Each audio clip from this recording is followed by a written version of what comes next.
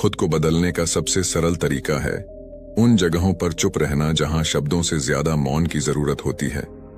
मौन ही वह कुंजी है जो आत्म अधिकार और शांति का मार्ग खोलती है।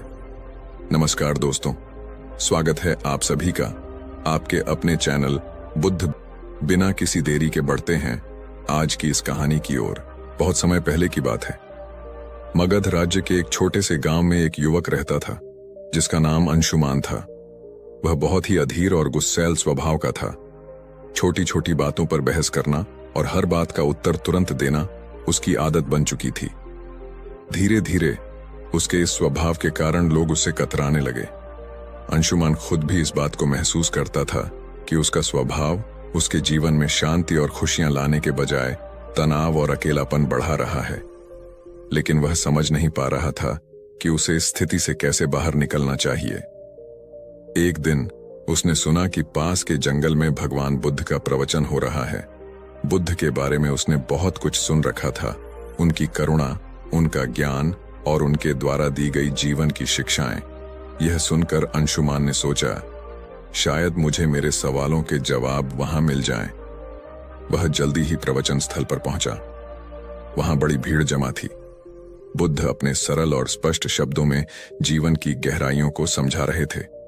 उसी समय बुद्ध ने सभा को संबोधित करते हुए कहा, यदि तुम अपने जीवन में सच्चा बदलाव लाना चाहते हो तो 10 जगहों पर चुप रहना सीखो। यह सुनकर अंशुमान को कुछ आशा की किरण दिखी। प्रवचन समाप्त होने के बाद वह बुद्ध के पास गया और उनके चरणों में झुककर बोला, भगवान, आपने कहा कि बदलाव लाने के लिए 10 जगहों पर चुप रहना चाहिए। कृपया मुझे विस्तार से समझाइए कि ये 10 जगहें कौन सी हैं और मैं उन्हें अपने जीवन में कैसे अपना सकता हूं। बुद्ध मुस्कुराए और बोले, यह जानने के लिए तुम्हें धैर्य, अनुशासन और आत्मनिरीक्षण की आवश्यकता होगी। अगर तुम इन शिक्षाओं को अपनाने के लिए तैयार हो तो मेरे साथ चलो। अंशुमान ने सहमति जताई और इस तरह उसकी यात्रा शुरू हुई। पहला स्थान, जब कोई तुम्हारी आलोचना करे। बुद्ध ने अंशुमान को पहले स्थान की शिक्षा दी। अंशुमान, जब कोई तुम्हारी आलोचना करे तो चुप रहो। आलोचना तुम्हारे लिए सीखने का अवसर है। यदि तुम गुस्से में प्रतिक्रिया दोगे तो तुम कुछ भी नहीं सीख पाओगे। लेकिन अगर तुम चुप रहकर सोचोगे तो तुम समझ सकोगे कि वह आलोचना सही है या गलत। बुद्ध ने उसे एक उदाहरण दिया। एक बार एक व्यक्ति ने मुझे अपशब्द कहे। मैंने चुप रहकर उसकी बात सुनी। जब वह थक गया तो मैंने उससे पूछा, अगर तुम किसी को उपहार दो और वह उसे न ले तो वह उपहार किसके पास रहेगा? वह बोला, मेरे पास। मैंने कहा, तुम्हारे ये शब्द भी तुम्हारे पास ही रहेंगे क्योंकि मैंने इन्हें स्वीकार नहीं किया। अंशुमान ने इसे अपने जीवन में अपनाने का निर्णय लिया। शुरुआत में यह कठिन था, लेकिन धीरे धीरे उसने महसूस किया कि आलोचना सुनने के बाद चुप रहने से वह आत्मनिरीक्षण कर पाता है। दूसरा स्थान, जब कोई तुमसे बहस करे। कुछ दिन बाद बुद्ध ने अंशुमान को दूसरे स्थान पर चुप रहने का महत्व समझाया। जब कोई तुमसे बहस करे तो चुप रहो। बहस में सच नहीं बल्कि अहंकार की जीत होती है। यदि तुम चुप रहोगे तो तुम स्थिति को बेहतर समझ सकोगे और सही निर्णय ले सकोगे। बुद्ध ने एक किसान की कहानी सुनाई। 2 किसान अपनी जमीन के छोटे से टुकड़े को लेकर झगड़ रहे थे। दोनों का मानना था कि वह जमीन उनकी है।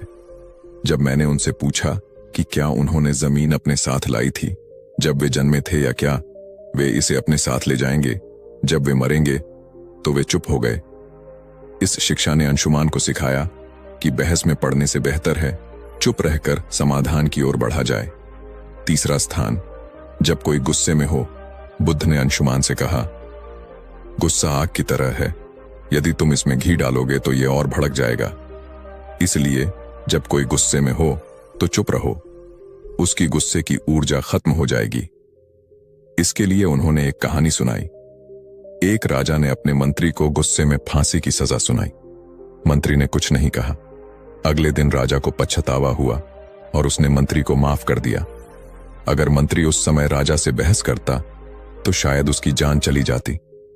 अंशुमान ने इसे भी अपने जीवन में अपनाया। चौथा स्थान, जब तुम दुखी हो। एक दिन अंशुमान को किसी बात पर गहरा दुख हुआ। उसने बुद्ध से कहा, भगवान, मैं इस पीड़ा को सहन नहीं कर पा रहा। बुद्ध ने कहा, जब तुम दुखी हो तो चुप रहो। दुख तुम्हारे भीतर के बदलाव का द्वार हो सकता है। चुप्पी में तुम्हें अपने प्रश्नों के उत्तर मिल सकते हैं। बुद्ध ने उसे यह भी बताया कि दुख तुम्हें मजबूत बनाता है, बशर्ते तुम उसे समझने की कोशिश करो। 5वां स्थान, जब कोई तुम्हें उकसाए। बुद्ध ने अंशुमान से कहा, जब कोई तुम्हें जानबूझकर उकसाए तो चुप रहना ही सबसे बड़ा उत्तर है। यह तुम्हारी शक्ति और धैर्य को दर्शाता है। उन्होंने एक साधु की कहानी सुनाई। एक बार एक साधु को गांव के लोग परेशान करते थे, लेकिन वह साधु हमेशा शांत रहता था। धीरे धीरे गांव वालों ने उसे तंग करना छोड़ दिया। उनकी चुप्पी ने उन्हें बदल दिया। 6ठा स्थान, जब तुम्हें दूसरों की मदद न करनी हो। बुद्ध ने समझाया, हर जगह मदद करने की जरूरत नहीं होती। जब कोई तुम्हारी राय न मांगे तो चुप रहना बेहतर है। यह शिक्षा अंशुमान के लिए बहुत उपयोगी साबित हुई। 7वां स्थान, जब तुम्हें अपने ज्ञान पर घमंड हो। बुद्ध ने कहा, ज्ञान विनम्रता का आभूषण है। यदि तुम अपने ज्ञान का प्रदर्शन करोगे तो वह खोखला हो जाएगा। 8वां स्थान, जब कोई सत्य सुनने को तैयार न हो।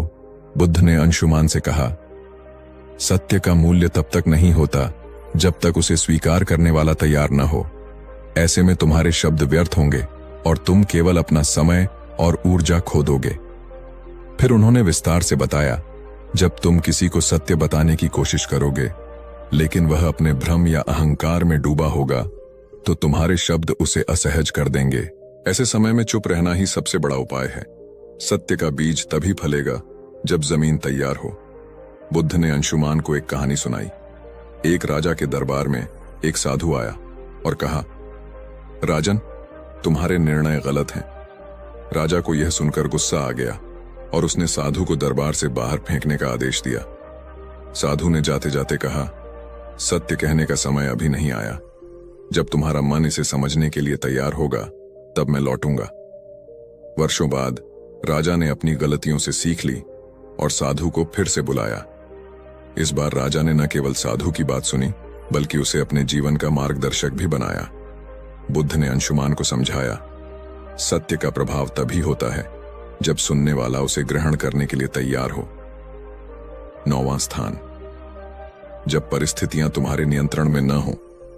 बुद्ध ने कहा, जीवन में कई बार ऐसी स्थितियां आती हैं जिन्हें तुम बदल नहीं सकते। उन पर क्रोधित या व्याकुल होकर तुम केवल अपनी शांति को खोओगे। ऐसे समय में चुप रहना ही सबसे बुद्धिमानी है। उन्होंने समझाया, चुप रहना कोई कमजोरी नहीं बल्कि धैर्य और संतुलन का प्रतीक है। जब परिस्थिति तुम्हारे बस में नहीं हो तो उसे स्वीकार करो और शांत रहो। यही मानसिक शक्ति का आधार है। बुद्ध ने एक घटना का जिक्र किया। एक बार एक किसान ने बुद्ध से पूछा, मेरा खेत सूखा पड़ा है, बारिश नहीं हो रही, मैं क्या करूं? बुद्ध ने उत्तर दिया, तुम बारिश नहीं बदल सकते, लेकिन तुम अपनी मेहनत को दिशा दे सकते हो। चुप रहो और अपने खेत के लिए वैकल्पिक उपाय खोजो। शांति से सोचो और समाधान खुद आ जाएगा। किसान ने यही किया और जल्द ही उसकी समस्या हल हो गई। बुद्ध ने कहा, जब परिस्थितियां तुम्हारे नियंत्रण में न हो तो चुप रहकर धैर्य और समाधान की दिशा में काम करना ही तुम्हारी सबसे बड़ी ताकत है। 10वां स्थान, जब तुम्हारा दिल भर जाए। बुद्ध ने अंशुमान से कहा, जब तुम्हारा हृदय कृतज्ञता, प्रेम और शांति से भर जाए तो इसे शब्दों की आवश्यकता नहीं होती। ऐसी स्थिति में चुप्पी स्वयं एक भाषा बन जाती है। यह तुम्हारे भीतर की सबसे बड़ी खुशी है। उन्होंने इसे और स्पष्ट करते हुए कहा, कृतज्ञता का सबसे शुद्ध रूप मौन में प्रकट होता है। जब तुम अपने जीवन में आनंदित महसूस करो तो इसे बाहरी अभिव्यक्ति की आवश्यकता नहीं होती। यह चुप्पी तुम्हारी आत्मा की खुशी का प्रतीक होती है। एक प्रेरणादायक कथा। बुद्ध ने अंशुमान को एक छोटी कहानी सुनाई। एक बार एक शिष्य को उसके गुरु ने आत्मज्ञान का अनुभव कराया। शिष्य का हृदय कृतज्ञता से भर गया। उसने गुरु से कहा, मैं आपको धन्यवाद देना चाहता हूं, लेकिन शब्द पर्याप्त नहीं लगते। गुरु मुस्कुराए और बोले, तुम्हारी चुप्पी ही मेरे लिए सबसे बड़ा धन्यवाद है, इसे बनाए रखो। बुद्ध ने समझाया, जब दिल भर जाए तो शब्दों की आवश्यकता नहीं होती। मौन तुम्हारी सबसे बड़ी अभिव्यक्ति है। अंशुमान ने जब बुद्ध से 10 जगहों पर चुप रहने का ज्ञान लिया तो बुद्ध ने उसे तुरंत अभ्यास में डालने का निर्णय लिया। उन्होंने कहा, ज्ञान का मूल्य तभी है जब इसे जीवन में लागू किया जाए। मैं तुम्हें कुछ परीक्षाओं से गुजरने का अवसर दूंगा। इन परीक्षाओं से तुम सीखोगे कि चुप्पी वास्तव में तुम्हें कितना बदल सकती है। अंशुमान ने सहमति दी और बुद्ध के मार्गदर्शन में अपने जीवन के इस नए अध्याय की शुरुआत की। बुद्ध ने अंशुमान को एक गांव भेजा जहां लोगों को उसकी पुरानी आदतों के बारे में बताया गया। जैसे ही अंशुमान वहां पहुंचा, लोगों ने उसे बुरा भला कहना शुरू कर दिया। गांव वालों ने कहा, तुम्हारे जैसे लोग कभी नहीं बदल सकते। तुम हमेशा दूसरों को दोष देते हो। तुम यहां क्यों आए हो?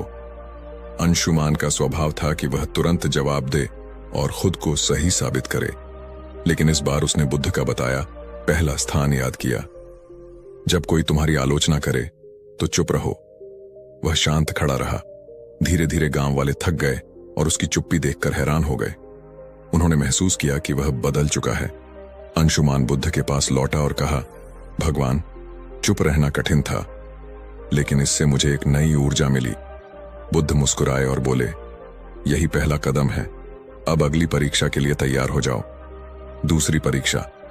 जब कोई बहस करे, बुद्ध ने अंशुमान को एक व्यापारी के पास भेजा जो हमेशा अपने ग्राहकों से बहस करता रहता था। बुद्ध ने कहा, इस व्यापारी से कोई सवाल पूछो और जब वह बहस करे तो चुप रहो।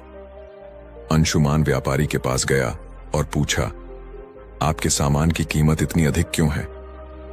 व्यापारी तुरंत गुस्से में आ गया और बहस करने लगा, तुम्हें क्या पता कि मैं कितना मेहनत करता हूं? क्या तुम मेरे काम की कद्र नहीं करते? अंशुमान ने बुद्ध के दूसरे स्थान को याद किया। जब कोई बहस करे तो चुप रहो। वह शांत खड़ा रहा। उसकी चुप्पी ने व्यापारी को सोचने पर मजबूर कर दिया। उसने महसूस किया कि बहस का कोई अर्थ नहीं है। तीसरी परीक्षा। गुस्से का सामना करना। अब बुद्ध ने अंशुमान को एक ऐसे व्यक्ति के पास भेजा जो अपने गुस्से के लिए कुख्यात था। अंशुमान को उसके पास जाकर मदद मांगने को कहा। उस व्यक्ति ने गुस्से में कहा, तुम्हें मुझसे मदद चाहिए? तुम्हारी हिम्मत कैसे हुई? अंशुमान ने पहले की तरह जवाब देने की बजाय चुप रहने का निर्णय लिया। धीरे धीरे उस व्यक्ति का गुस्सा शांत हो गया। उसने कहा, तुमने मुझे जवाब क्यों नहीं दिया? क्या तुम डरे हुए हो? अंशुमान ने कहा, मैं आपके गुस्से को नहीं बढ़ाना चाहता था। उस व्यक्ति ने महसूस किया कि चुप्पी में शक्ति है। चौथी परीक्षा। दुख का सामना करना। अगली परीक्षा में बुद्ध ने अंशुमान को एक विधवा स्त्री के पास भेजा जिसका इकलौता बेटा हाल ही में मृत्यु को प्राप्त हुआ था। वह स्त्री अपनी पीड़ा में किसी से बात नहीं करती थी। बुद्ध ने कहा, उसके पास जाओ और बिना कुछ कहे उसकी मदद करो। अंशुमान उसके पास गया और बस उसके पास बैठा रहा। उसने कुछ नहीं कहा, लेकिन उसकी मौन उपस्थिति ने स्त्री को सांत्वना दी। उसने पहली बार किसी से अपनी कहानी साझा की और अपने दुख से उबरने का प्रयास किया। बुद्ध ने कहा, दुख में चुप्पी कई बार शब्दों से अधिक प्रभावी होती है। पांचवी परीक्षा। उकसावे का सामना करना। बुद्ध ने अंशुमान को एक ऐसे समूह के पास भेजा जो उसे उकसाने के लिए तैयार था। उन्होंने अंशुमान को अपमानजनक बातें कहीं, लेकिन अंशुमान शांत रहा। उसकी चुप्पी ने उन्हें हार मानने पर मजबूर कर दिया। परीक्षाओं के बीच अंशुमान ने बुद्ध से पूछा, भगवान, चुप रहना कैसे इतना प्रभावी हो सकता है? बुद्ध ने कहा, एक बार एक राजा ने एक साधु से पूछा, जीवन में सबसे बड़ी ताकत क्या है? साधु ने राजा को एक कटोरा पानी और तेल दिया। उसने कहा, पानी और तेल को मिलाओ। राजा ने कोशिश की, लेकिन तेल पानी में घुल नहीं पाया। साधु ने कहा, चुप्पी तेल की तरह है, इसे आपसे अलग नहीं किया जा सकता। जब तक तुम इसे संभालोगे, यह तुम्हारी सबसे बड़ी ताकत रहेगी। अंत की परीक्षा। जब दिल भर जाए, अंत में बुद्ध ने अंशुमान को खुद से एक और परीक्षा लेने को कहा। उन्होंने कहा, जब तुम्हारा दिल खुशी और कृतज्ञता से भर जाए, तब चुप्पी को अपनाओ। अंशुमान ने महसूस किया कि जब वह अपनी सभी परीक्षाओं में सफल हुआ, तो उसका दिल शांति और आनंद से भर गया। उसने बुद्ध के चरणों में झुककर कहा, भगवान, मैं बदल चुका हूं। अब मैं जानता हूं कि चुप्पी ही सच्चा ज्ञान है। यह कहानी हमें सिखाती है कि चुप रहना केवल बोलने से बचना नहीं है, यह एक आंतरिक शांति और समझ का प्रतीक है। बुद्ध की यह शिक्षा हमें अपने जीवन के हर पहलू में संतुलन और शांति लाने का मार्ग दिखाती है। जब हम बोलने की बजाय सुनना और समझना सीखते हैं तो जीवन वास्तव में बदलने लगता है। यह कहानी हमें सिखाती है कि चुप्पी सिर्फ शब्दों का अभाव नहीं, बल्कि आत्मा की भाषा है। चुप रहना सीखो, यही सच्चा बदलाव है।